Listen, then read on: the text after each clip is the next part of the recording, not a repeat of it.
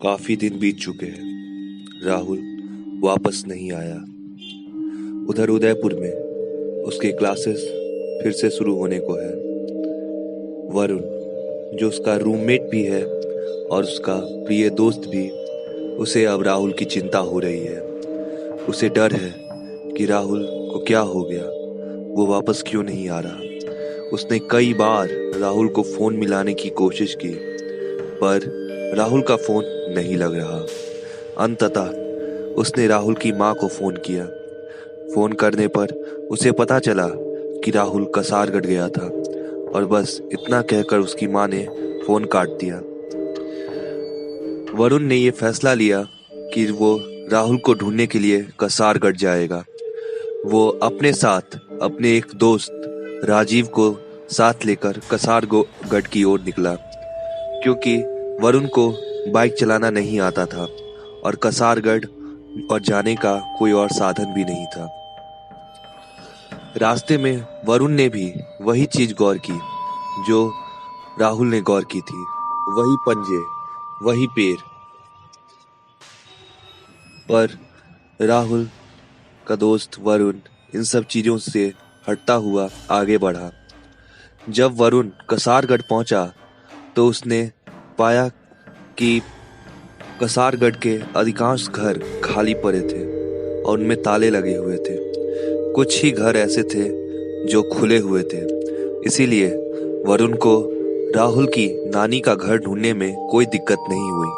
वो बहुत जल्दी राहुल की नानी का घर ढूंढ लिया और वहां जाकर उसने पाया कि उसके घर के बाहर राहुल के नाम का एक पतंग टंगा हुआ है।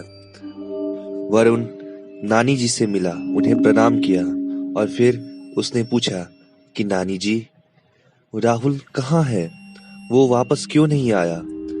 हम उससे मिलना चाहते हैं।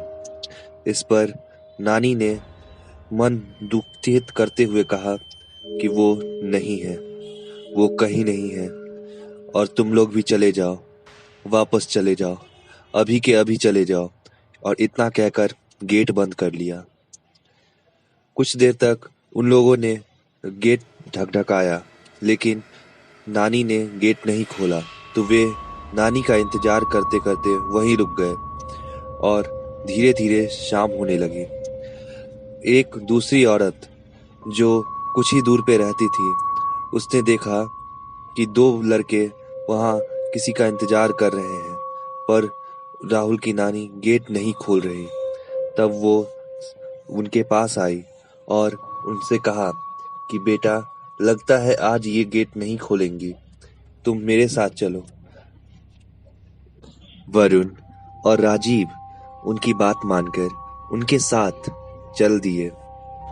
उस औरत के घर जाकर उन्होंने हाथ मुंह धोया और उस औरत द्वारा दिया हुआ खाना खाया। कुछ देर बाद उन लोगों ने पूछा कि कुछ दिन पहले हमारा दोस्त राहुल यहाँ आया था, पर वह वापस नहीं आया। तो वे बोला, वो हमारे साथ एमबीबीएस की पढ़ाई कर रहा था, उसकी क्लासेस फिर से शुरू होने को हैं। वह वापस नहीं आया, तो इसी चिंता में हम लोग यहाँ आए थे उसे ढूंढने के लिए, पर उसका कोई नामो निशान नहीं मिला। वो बाहर भी नहीं आया, शायद वो अंदर था भी नहीं। आप जानती हैं कि वो कहाँ है? तो उस औरत ने अपना सिर झुका लिया। उस के झुके हुए सिर को देखकर वरुण ने उनसे पूछा कि क्या बात है, मेरा दोस्त कहाँ है, क्या हुआ है उसके साथ? इस पर उस औरत ने कहा कि वो वापस नहीं आएगा, उसके नाम की पतंग आ चुकी है। इस पर वरुण ने पूछा कि उसके नाम की पतंग आ चुकी है, इसका क्या मतलब? क्या बात है? पतंग आने का मतलब ये थोड़ी ना है कि वो नहीं आएगा।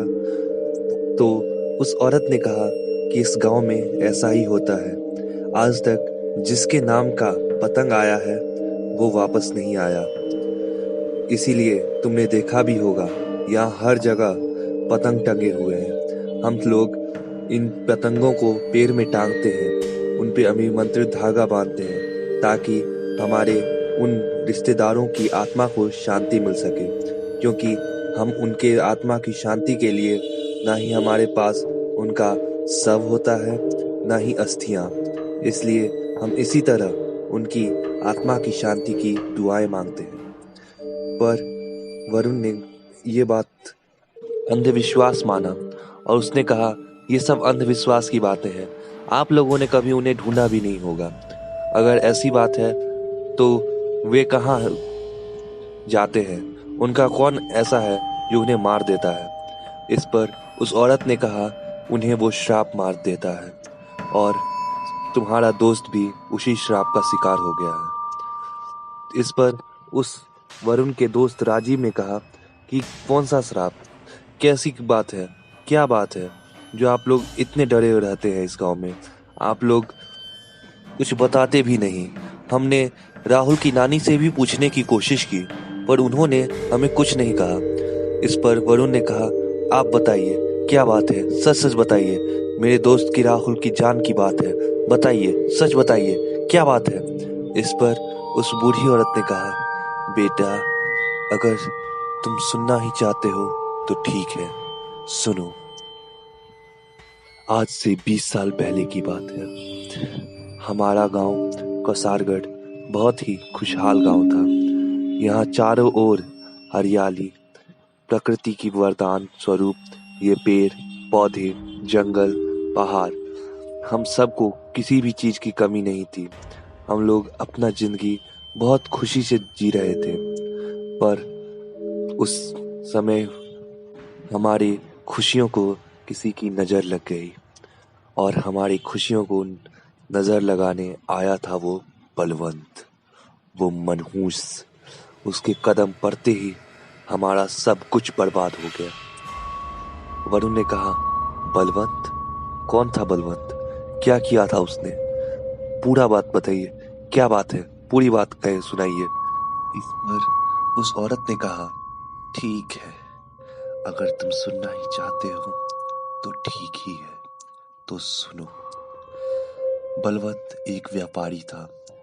वो यहाँ पे जमीन खरीदकर अफीम की खेती करना चाहता था। लेकिन हमारे गांव में एक अखंड विद्वान थे, रामकांतेश्वर जी। वो जब कुछ कह देते तो वो गांव वालों के लिए पत्थर की लकीर होती थी। उनका कहा कोई नहीं टालता था। उन्होंने कहा कि ये गलत है, अफीम गलत चीज है, हम इसकी खेती करेंगे तो ईश्वर हमें सजा देगा, ये पाप है। इसलिए गांव में से किसी ने भी उसे जमीन नहीं बेची। पर कुछ लोभी लोगों में ऐसा लोभ आया कि वो अपने लोगों के साथ ही गद्दारी कर बैठे।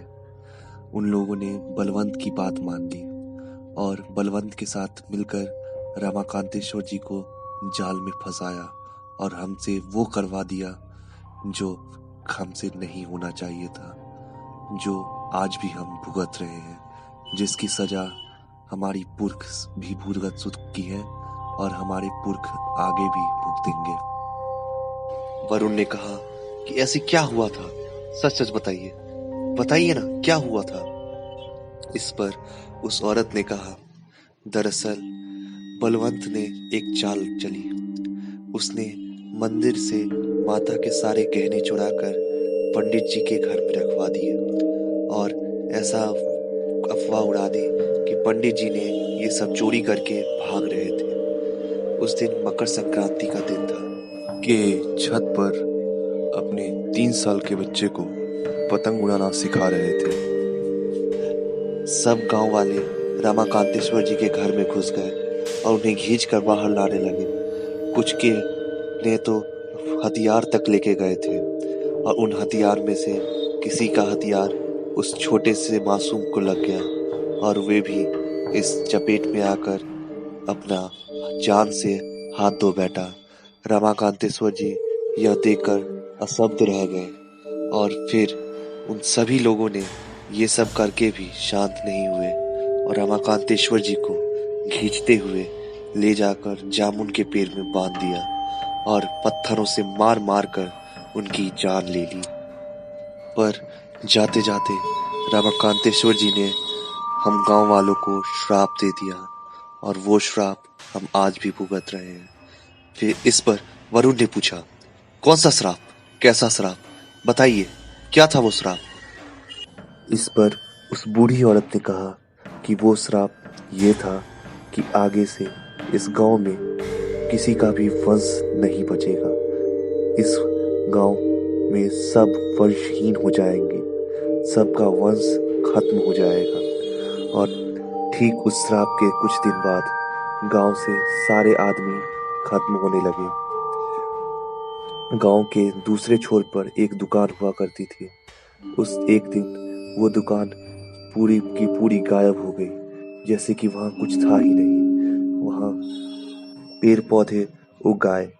ये सब चीजें साबित करती थी कि वे उनका श्राप कितना बड़ा था, और हम सब के पास अब पछताने के सिवा कुछ ही नहीं था। इसलिए बाद में जब ये घटनाएं बढ़ने लगी तो हमने इस श्राप को खत्म करने के लिए एक तांत्रिक को बुलवाया।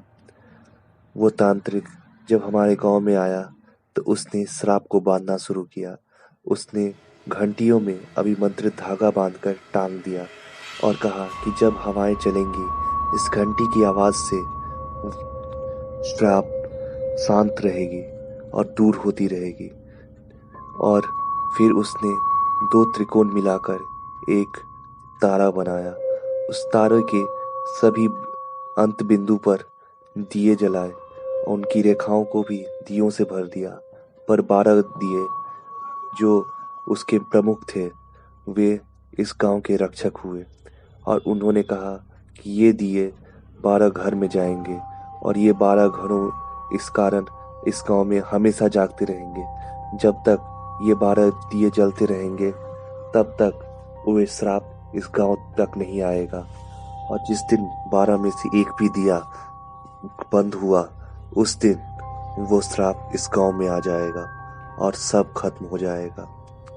इसके बाद उस तांत्रिक ने उस जामुन के पेड़ को ढूंढा, क्योंकि जब पंडित जी मरे थे उसके कुछ ही दिन बाद वो जामुन का पेड़ गायब हो गया था।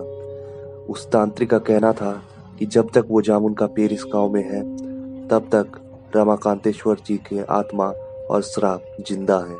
अगर हम श्राप को खत्म करना चाहते हैं तो हमें रमाकांतेश्वर जी को मुक्ति देनी होगी, और ये तभी संभव है जब वो पेड़ खत्म हो जाए। इसलिए उसने अपने मंत्रों द्वारा उस पेड़ को वापस जगाया और उसे प्रकट किया। उसके बाद उसने मंत्रों से एक पवित्र ज्योत जगाई और उस ज्योत को लेकर उस पेड़ को जलाने के लिए बढ़ा। पर काल चक्र और घटनाक्रम ने कुछ ऐसा विचित्र मोड़ लिया कि हवाएं बहने लगी, बारिश हो आई। तांत्रिक उस पेड़ को जलाने ही वाला था, लेकिन बारिश की बूंदों ने उससे का साथ नहीं दिया और वो पेड़ को जलने से पहले ही वो लौ बुझ गई। और उसके बाद पंडित जी के श्राप ने तांत्रिक पर काबू पा लिया और तांत्रिक भी नहीं रहा। उसके बाद वरुण ने पूछा, उसके बाद क्या हुआ? फिर ऐसा क्या हुआ? आप लोगों ने फिर कोशिश नहीं की क्या?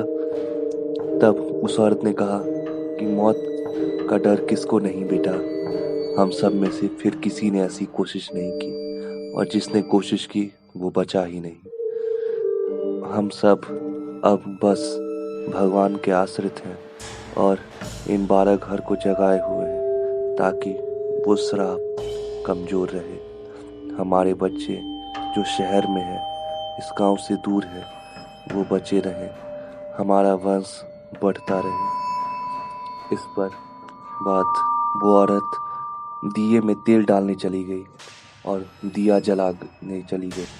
अब वरुण क्या करेगा? यह सब जानने के लिए अगला पार्ट देखें।